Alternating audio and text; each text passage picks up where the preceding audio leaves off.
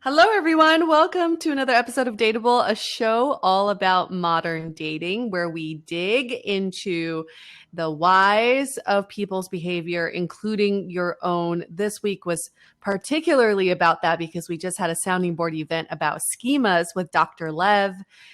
She was on our last season and people really loved that episode. And if you didn't listen to that episode about schemas, it's all about how you're wired and your core beliefs and how you interpret information, which then drives your actions. So if you understand your schemas, then you understand why you do the things that you do. This is exactly why we're doing the sounding board, to help people really get clarity on themselves, on their love lives, all that. We had Dr. Abigail Lev, who was from one of our most popular episodes from season 11, How You're Wired for Relationships. And it was all about schemas, if you remember. Most of you probably have listened to that one. If you haven't, definitely go back. There's so much jam-packed in there. But we had Abby, we'll go not as formal. We had Abby do this exercise, and she did this as a dry run with Yue and Louise and I, and it was basically like, how do you turn your schemas into relationship values?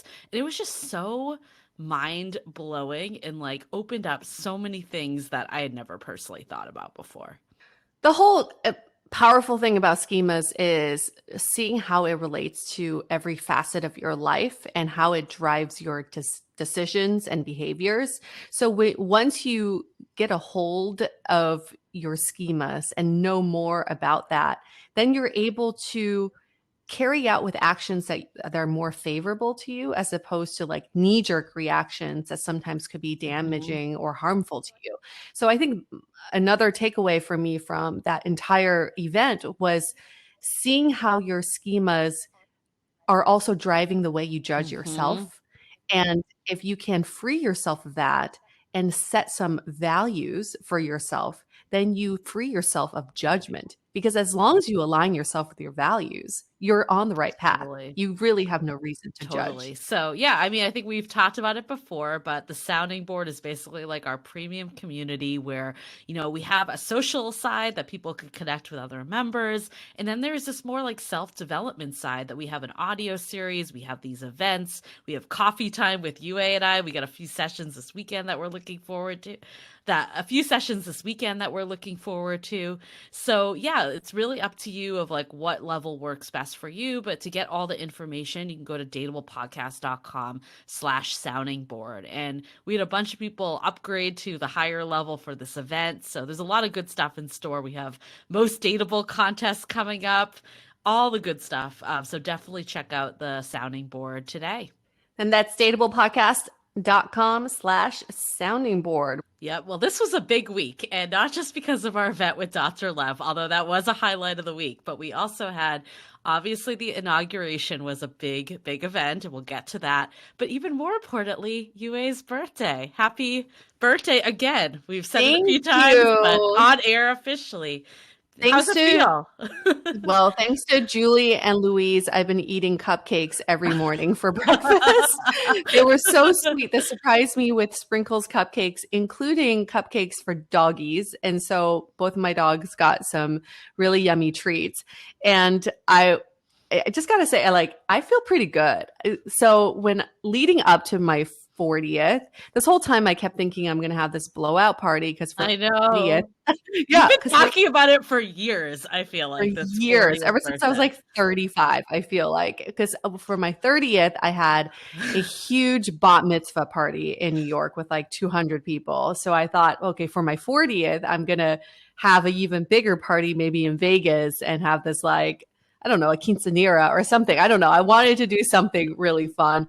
And obviously that was not going to happen with COVID, but it was so nice to not do anything and still get all the attention and affections. So I really loved it. You know, you're actually still 39 because none of us age in COVID. That's the rule. That's true. So next year we are going to Vegas and we're making this party happen.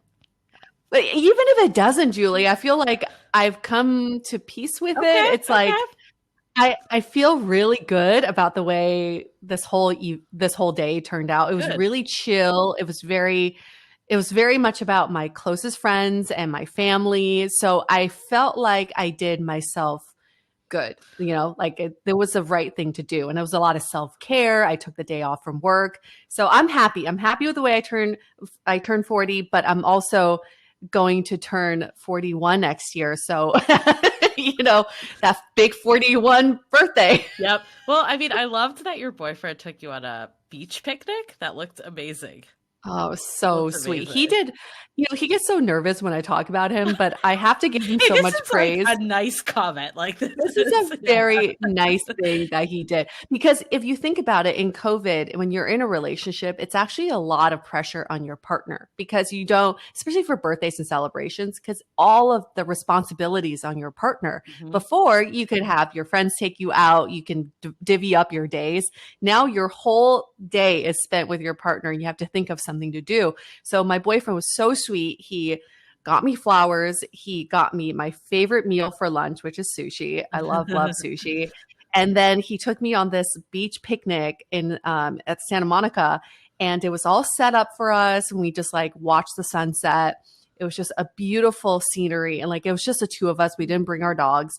And then for dinner, he got us really great French food. On top of it all, we had our Dateable event. Yes. So we rushed back from the beach, and then we had this great event with our sounding board members. There were like 30 some people on, and people saying happy birthday to me, which was awesome because I've never had a birthday where I spent it with people I've never met in person.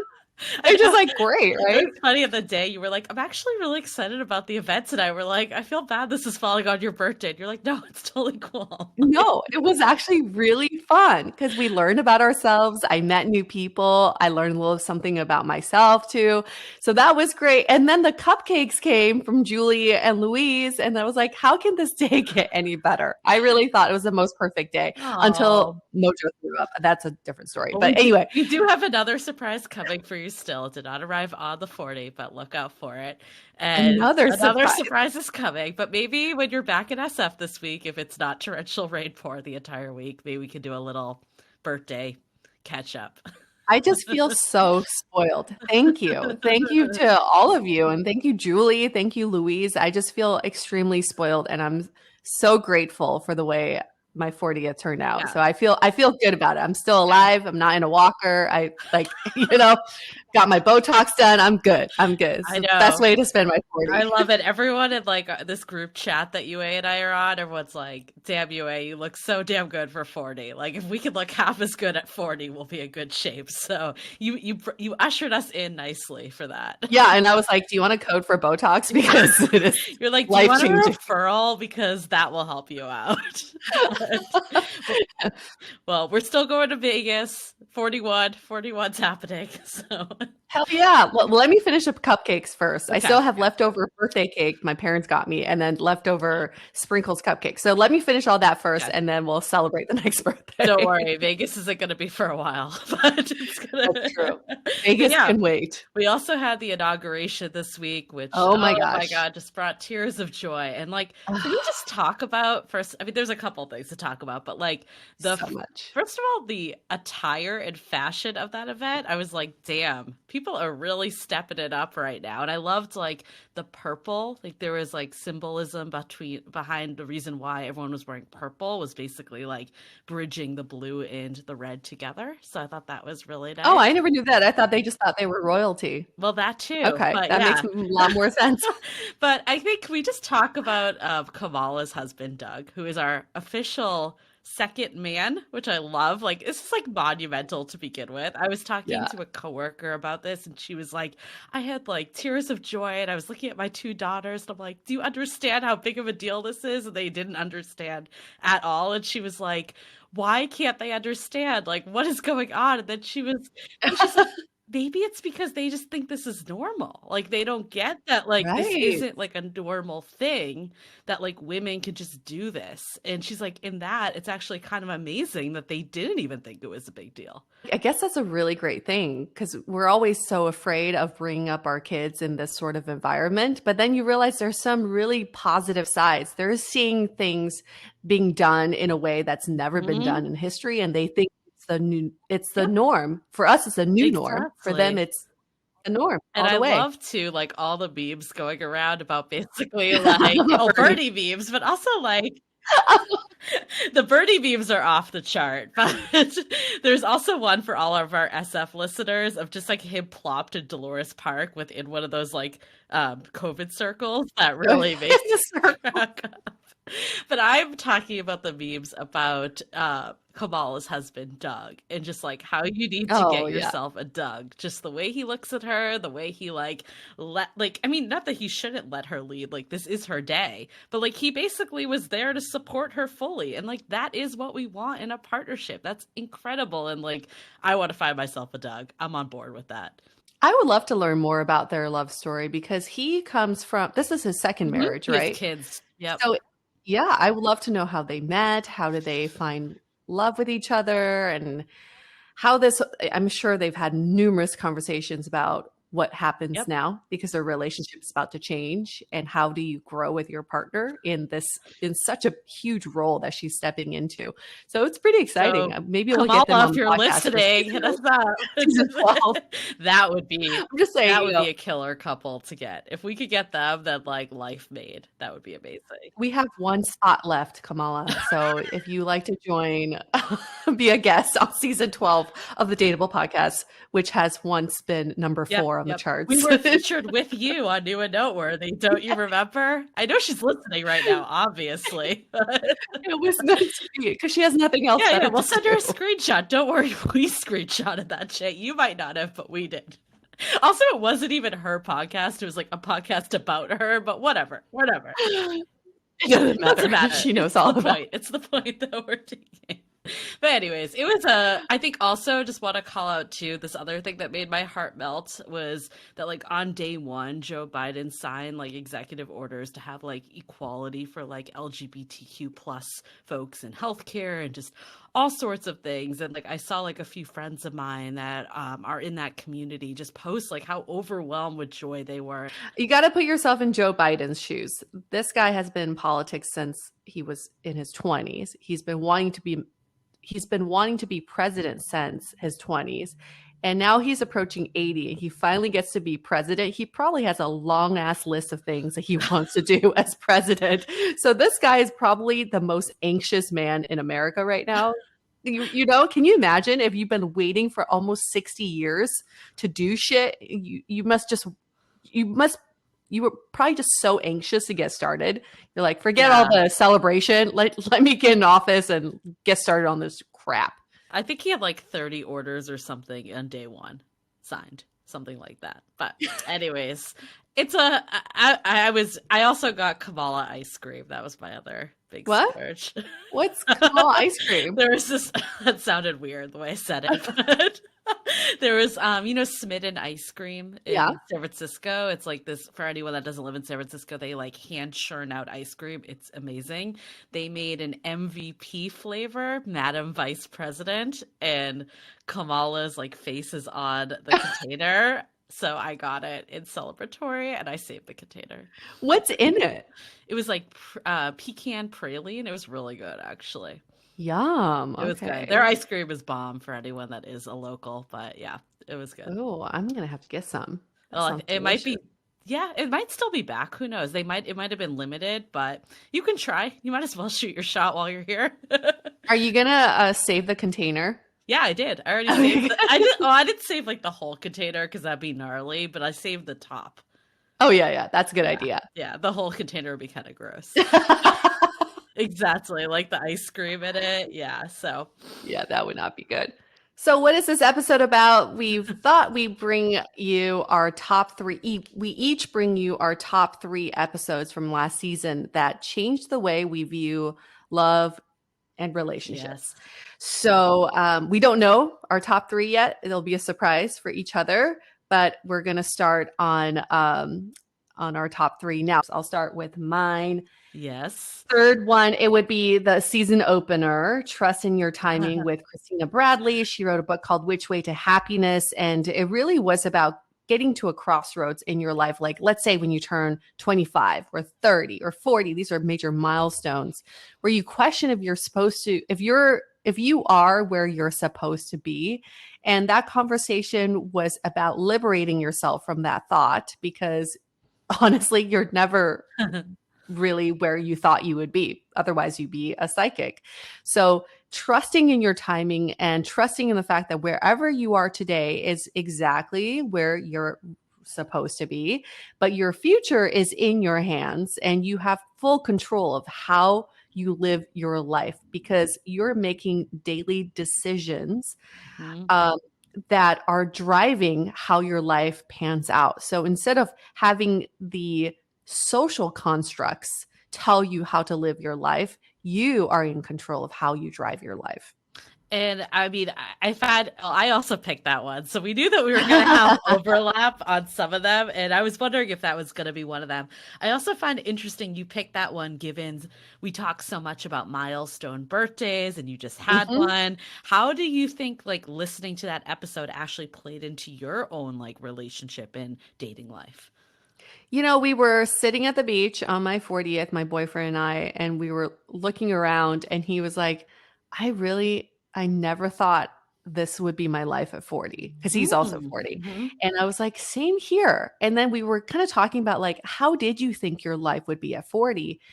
And we never really thought, oh my gosh, I think at 40, I picture myself sitting in a house with like 5 kids or whatever. I just didn't picture that, but I just assumed I would be where everybody else is. I just assumed that my life would look exactly like my neighbor who's 40. And Mhm. it's not true. And it's really great to know that we've carved out a life for ourselves that is it's a little bit spontaneous and it's a little bit unpredictable, but it's nice because we are not trying to fit ourselves in a box. So I think that episode really fed into my whole mindset of turning 40. I did not freak out. I did not think I needed this, and that for 40 to go well. It was very peaceful for me to think, well, however I turn 40 is exactly how I'm supposed to turn 40. Yeah, well, I mean, I think that's a big trend in general. Like, I think older generations, there was kind of like one defined path that you took. So you Mhm. kind of visioned yourself like, I agree. I would never like thought about like, oh, I'd have like a house full of children, but I just kind of assumed like that would That just would be it. Yeah, happen. Yeah. exactly. But I think what's happening now is like everyone is carving their own lives, and like people at different ages can have totally different lives, and they mesh and they don't mesh, and like it doesn't matter. It's kind of like everyone is on their own path. Yeah, and that's so wonderful to know that you are the one creating your life. That is just it's just so empowering to feel Hmm. that. So I Okay. also had that one on my list. So I'll play off of it, but I actually cheated a little, and I had that one comboed with another She one. always does So this, guys. Julie is known for doing this. I'll be like, pick top 5. And she's like, well, I have 7, but I'm going to combine 3 of them into one. I'm like, it's that's the not how it loophole. works. It's the loophole. But I told you this morning, I was like, I woke up at 3 a.m. and I had a revelation. Yes, I need to And hear this. so I think it's a combination of the fact that like Yue had this idea for this episode. So last night she's like, "Can you pick 3 episodes?" So I started thinking about that. Then we obviously had the schemas workshop this week. And then I've also been really into numerology. I don't know if you've ever like looked at that. No, So no. maybe we should have a numerology expert next Yes, season. But they please. basically look at like your birth chart. And I'm also really into astrology lately, which I know people What have mixed is opinions. happening to you? Where are your crystals? Like, what's next? Well, that You is found actually that? ironic because the one I'm gonna pick is Nikki Novo. So that doesn't So while we're talking about crystals and intuition, I might as well reveal the episode. But it was basically season 11, episode 14, What's Holding You Back with Nikki Novo. And Nikki Novo is like an intuitive dating coach, and she does readings. And she did readings for Yue and I. And we talked about our readings, but also more like broadly, like what is holding people back when it comes to Mhm. finding love and dating. And even when like we talked about me being more recently recently single because I think I talked to her right after I ended things with my ex. And then Yue, like in a relationship, but like how do you get like taking the next steps in a relationship, all of that. So we kind of covered it from all different angles. And I think what that episode for me at least brought up was this timing thing again. And that's why I brought them together. That's why I cheated. And she kind of like iterated too, like having trust in your timing. Like you're not behind, you're just on time. Like you're the type of person that needs to observe. You need to see how it's done and then you'll do it. And she's like, you're going to have all the things. You just need to like get there on the right time for you. So I think that one was really important for me. And it's this whole just trusting that it's going to work out and not having these deadlines to it, and also not like clinging with fear to each last person. And like I think, yeah, like people can have mixed opinions if they believe in readings and all that, but I think there is something nice about like knowing like, okay, like she told me like this birth year I'm going to find my person, and like I might have this period that I feel like almost like down about things, and like I'm almost like giving up because of just like that it's been a while and I've gone through the dating ring around for a while. I don't know if that's the right word, but you know what I mean.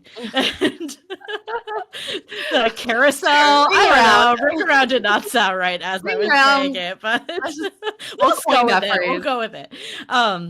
And she basically was like, don't lose hope. And I think like that is the problem so much with dating, is that like, and I'm going to kind of like give a preview into an episode this season, but we have Janice, our moderator. We talked about dating trauma, and it was an amazing episode. So can't wait for that one. It's like sometimes like when things go wrong in your dating life over and over again, it's hard to have that faith, and it's hard to like preserve that you are on the right path and like things will work out when they're meant to work out. And I think just hearing that from her, like in that, you know, it's normal to feel that way. Like I thought that was really assuring. And I think yeah, like I was kind of getting to my revelation, but I think like with that plus like all these workshops, I think like in numerology, that's where I was going with this. Numerology basically. Yeah, I was like, where is this all going on? Put it together, Julie. Put it together. This is a revelation. It's gonna be big. So basically numerology, there's like your life number, like that's basically like the path that you're taking. And I was a number 1, which means that you have a lot of leadership capabilities. You're very driven. You like get things done. You have like a bright future, all this stuff. But a lot of it is that you kind of like sometimes go at things alone and like don't necessarily like let people in as much. And they're like, that's kind of the area that you need to work on. And I was thinking about it in this like word of trust. And I think that is something that actually like I've gotten better about like trusting my own intuition, but I think I need to like work on trusting others and kind of like letting them into my life and not like feeling that they're going to like fail me. And I think like with this combination of like the schemas workshop, and we'll get into that because that's definitely one of my other top episodes. Maybe I'll just roll that in while I'm having the revelation. And yeah, might as well. But like with the schemas episode, how you're wired for relationships, I was a perfectionist. And one of the things with perfectionists is that you like to control things. And sometimes with partnerships, you're out of control because you are relying on someone else. And one of the other pieces is like abandonment schema and having this fear that like people won't follow through on actions. And one of the things that Abby talked about in the workshop is how do you turn those schemas into values for your relationship? And I think like for me, like in like what do you do when the schemas come up? And like often like if I feel like someone's pulling away, I'll pull away.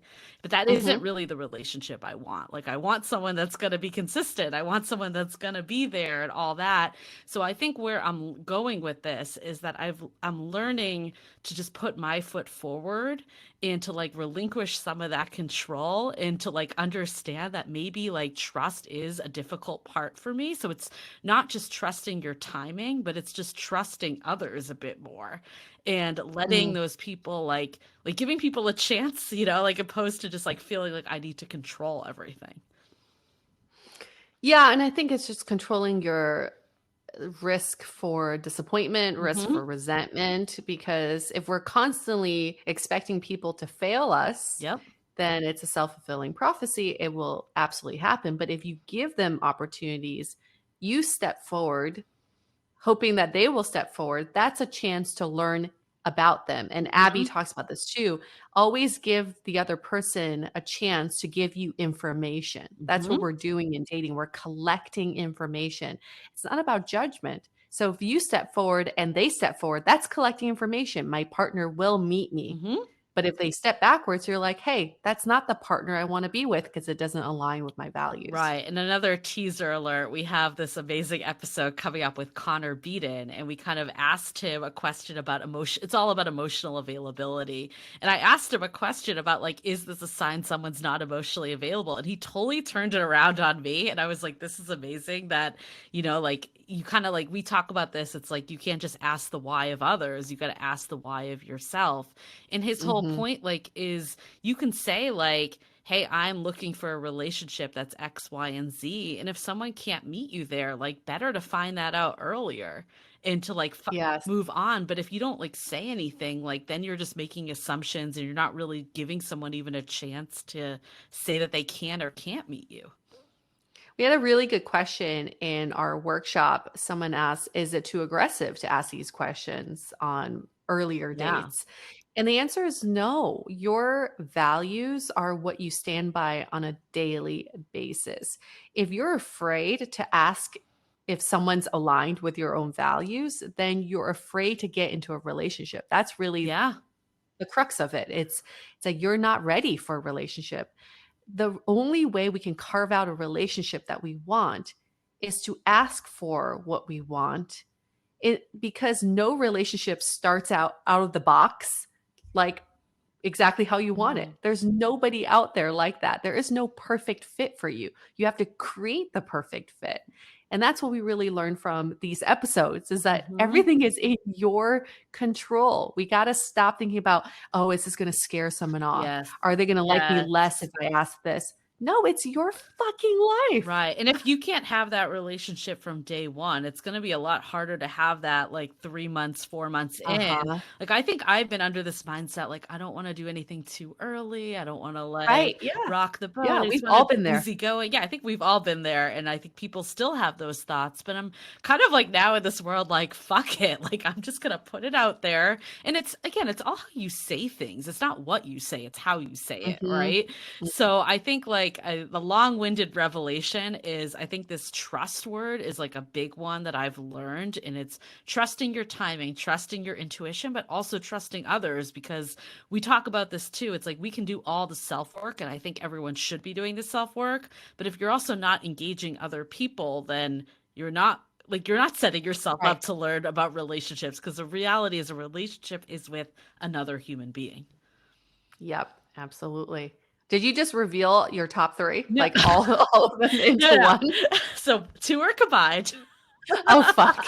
I still have a backup one, but I think like just to ease and just to round out the schemas piece, I think the whole schemas conversation, I don't know, did you have schemas on your list, or was this like you knew I was going to pick it type of one? I knew you were going to pick it, so I crossed it off. But it's definitely, yes. I think it's a revolutionary episode. If you have not listened to Schema's the one, How You're Wired for Relationships, was our top episode of last season. All these like psychology ones. And this one we kind of look at as like, you know, if you took personality types, attachment theory, this is like the ultimate of getting to know yourself. And it's all about the core beliefs you have, and that you don't necessarily have to change the core beliefs, but you can change your behaviors. And I think like this, at least for me, how I'm going to date differently is like looking at this perfectionism schema as a need to control, and like, how do I relinquish that control a bit and let others, you know, meet me and step up. And, you know, it doesn't have to be just with relationship. Like, it can be people I'm dating, but I can also test this with you, Yue. Like, you know, like different people in my life that I can just start to like place more control, like faith in other people, opposed to just feeling like I have to do everything myself. Yes. Good. Awesome. Then you can create less work for yourself, or less stress for yourself. Okay, then I'll go to my second one. Season 11, episode 5, Sex Lists in the City with Kat Harris.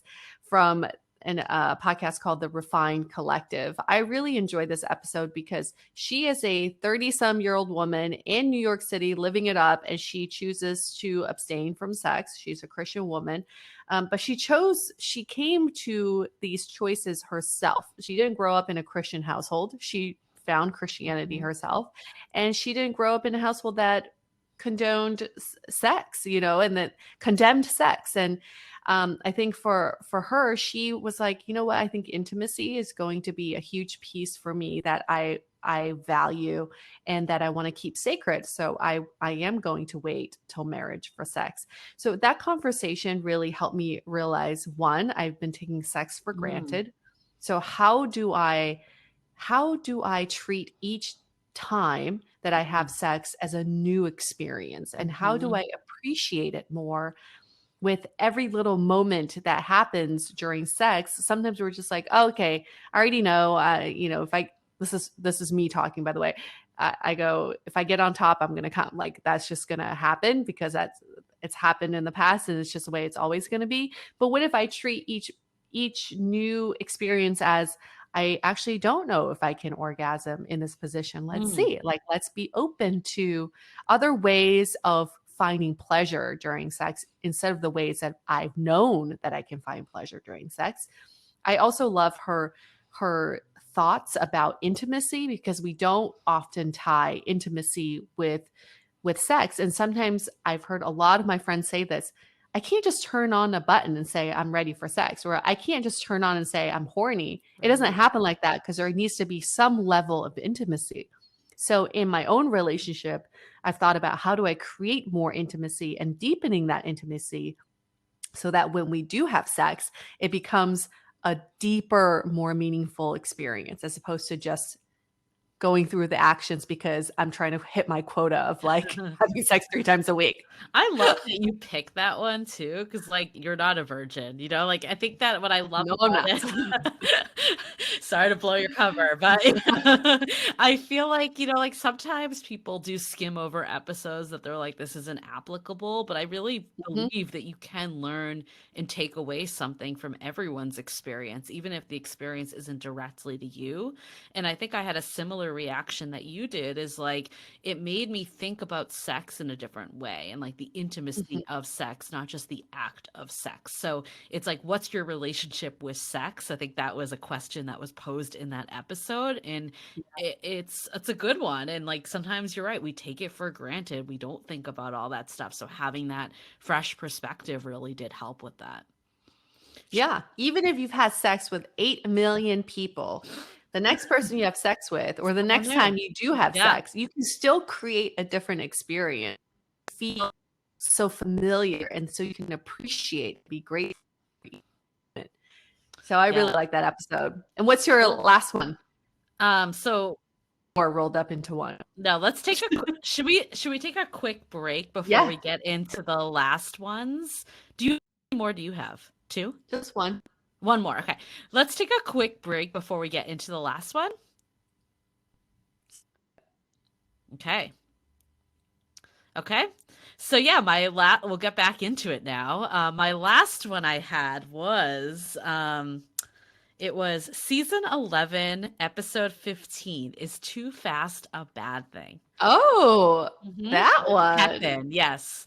And the reason I pulled this one out is because we talked a lot. I mean, just to give like a quick recap, Kevin, first of all, tells an amazing story, so I can't even like revel his storytelling skills right this. So if you want to hear the whole thing, you got to listen yourself. But he basically talks about meeting someone via Clubhouse, which is a new app. And during the pandemic, someone he lived across the country, that they basically had like one of those kind of virtual instant connections where they talked all the time for a month and really like moved quickly into a relationship than before actually even meeting. And I think honestly that is a reality that's happening this day and age, COVID. So I feel like if you were to say that like years ago about like falling for someone before actually meeting, we'd be like, what the fuck? Like, are you crazy? Yeah. But now that's like it's totally standard and part of the course. So I think he talked about, and ultimately this didn't end up working out. He did make the trip to see her, and ultimately he felt like they moved too fast. And that was like the question was like that we posed to the episode is like, is it a bad thing to move too fast? Because on one hand, like he said that he felt like they met friends too early, they met family too early, like things kind of moved at more turbo relationship speed, and maybe their connection wasn't there yet. So if they had moved slower, would it have worked out? But then on the flip side, it's kind of like this fail fast mentality that like you know, you are getting into relationships. One of the challenges before COVID was like people were so like half in, half out, like seeing someone once a week or once every 2 weeks and barely talking. It Mhm. just never gets things off the ground. So, anyways, the reason I chose this one for myself is I've been doing a lot more virtual dating lately and like having some of these connections. Like I was back in Boston, so I like couldn't actually meet people. And I've been wondering this too, because like they like, you know, like I have talked to people a lot more before meeting them. And I think ultimately, I do think it's a good thing that we're doing this right now. And I think like it's bringing like excitement back to dating. It's making it feel like you're, you know, like you can build a connection with someone a bit. Um I do I think though there is like a double-edged sword to this one, and that's why like I did bring it up as one that's changed my perspective, because I guess the piece that I'll say that I'll has changed my perspective is I'd rather kind of go all in, and this kind of ties to what I was saying earlier is that like I'd rather bring my full self and have it not work out than not bring my full self, and realize that earlier that's just not a compatible match. But that being said, like I think the one caveat is that like we do still need to take inventory that we might not fully know this person and not get totally ahead Mhm. of ourselves. Or if like something comes up in their life that they're not comfortable sharing or whatever that might be, I think it's like okay to say like, hey, like we still don't know each other that well yet. Like I need to like pause it a little on this whatever front it is. And I think as the receiving end on that, like being like realistic, like, okay, yeah, I've only been talking to this person for a week or two, or I don't know this Right. person that well. So I don't, well, I guess the long-winded point I'm trying to make is I think it's a good thing that we are moving fast, but I do think we need to be realistic on expectations and not take it personally and not be afraid to communicate. And then I guess it's all relative, right? What's fast, what's slow, and don't set these timelines for yourself and say, like, measure yourself against this imaginary timeline. It's all about going with your Hmm. intuition. It goes back to what Nikki Novo said. It's like put your hand on your heart and say, does this feel Right. right? Does this feel good in my body right Hmm. now? And then move forward if it feels good. I think sometimes we're so hard on ourselves. It's going too fast. It's going too slow. It's not where it's supposed to be. We keep creating so much anxiety and drama around the unknown that we forget to really marinate in the Right. present and enjoy your company with this person. So I really enjoyed that episode as Yeah, well. I I mean, I agree think with what you. Nikki said, I've been trying to do this is like feel my body more. I think that is a definite Mhm. thing. And Yeah, you feel your yeah, and I body feel more. like I use my head so much and don't always listen to my body. And I'm really trying in 2021 to like pay attention to like body cues a bit more. And yeah, like I think Mhm. it's again, it's expectations. It's not that it's moving too fast. Like I think it's a good thing if someone wants to like contact you daily and you want to hear from them too. Like Totally. obviously if you don't want to hear from them, that's a different story. But if both parties want to hear from each other, that's not a bad thing. But you also can't be like, oh my God, I found the one necessarily. Like that might be Right. like too much expectation. So it's like, how do you balance going all in, but not like totally having like fantasy land expectations either? Exactly. Exactly. Awesome. Okay, so then my last pick is no surprise here, our season finale with Mei Lee. I knew you were gonna pick Can you that have it one. I all? didn't pick it because Yeah, I I knew you mean, would. exactly, yeah, it'd be weird if I didn't pick The it at mini this Mei point. It's Lee. our season Yeah. finale with the, world-renowned journalist, Mei Lee. She is in her 50s, single, without kids, and talks about how she has no regrets in life, and can you really have it all? And her answer is, "You can have it all, maybe just Mm. not all at the same time." you find alignment in your life at different times, at different phases, and then you just have to appreciate when those things happen for you. So I think what my main takeaway from this was, we always have this fear of like, what if I get to an age of like, let's say 50s and 60s, and I'm not married and I don't have kids, even though those may not be the things I want right now, will I regret it later in life? And talking to May, she's kind of like, listen, I'm happy. I've never been married. I don't have kids, but companionship for me now is an added bonus. It's a cherry on top. It's no longer a necessity. It's not like I have to have companionship in my life. So even after we recorded this episode, she ended up finding a man, and she is now in exclusive relationship with this wonderful man, seemingly. And she, it's not like she had to have this, but it was a nice to have. And it's wonderful that she found this person in her life. So it really resonated with me just because it rid of all the fears that I had about the future unknowns, because again, it goes back into our whole theme of everything we've talked about with the previous episodes too. You are in control of your life. So you have to mold it in a way that it feels good for you, that it's aligned with your values, and that you can move forward and say, I really lived a great life. Like looking back, if I stood on a mountain and looked back at my life the last 40 years, I feel really good about what I did. And that's all that really matters. I got to ask you, because you did talk about this on our sounding board episode, that you were kind of like, a lot was coming up for you, like entering 40 of just like as a milestone year. And one of the thoughts was talking to May about like how to account for the future. Do you ever end up chatting with her or anything? Not in depth. Well, the thing is, like, you just have to follow May on her social media. You're like, no, I just follow her, and then I get my dose. I just stalk her. It's like out of her window right now. He's like, I know she has a boyfriend because I see her through the kitchen. No, she didn't tell me herself. Creepy. May's like, I will never talk to this girl ever again. But if you just follow May on her social media, you see that the way she views life is just different. It's just like, it's not the way most social media, I guess, quote unquote, influencers would post. She's very raw, and she's like, she gives zero fucks about what you think, but she wants you to, she wants to tell you what she thinks and how she feels in the moment. She doesn't censor anything. She doesn't feel like she needs to like sugarcoat anything, which is really refreshing, because she is a journalist, and journalists have a way of spinning the information that's put out there, but she just puts it all out there. She's very raw. So I really enjoy that about her. And it made me think, wow, in my 40s, my goal is to give less fucks and less filter and put it out there. Like, why shouldn't the world get the authentic Yue? They should. The world deserves an authentic Yue. I love how we went full circle from trust in your timing to the can you have it all with Mei Li, because I feel like, I mean, we went full circle in the season, but then also right now as our top picks.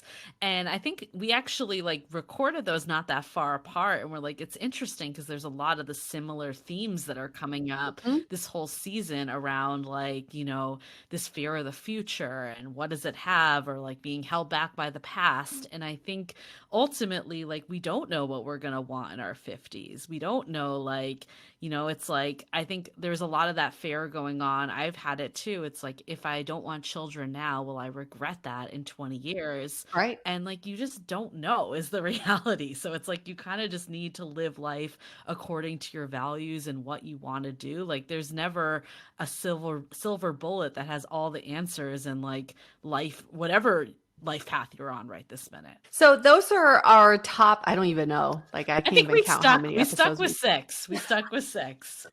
I'm pretty sure it was 7 because Julie snuck we had one an overlap. We had an overlap. So Sure. Okay. Those are our top 6-ish episodes that from last season that changed the way we view love and relationships. We love to hear from you which episodes really resonated with you or helped you do something differently, take different actions, have a different mindset.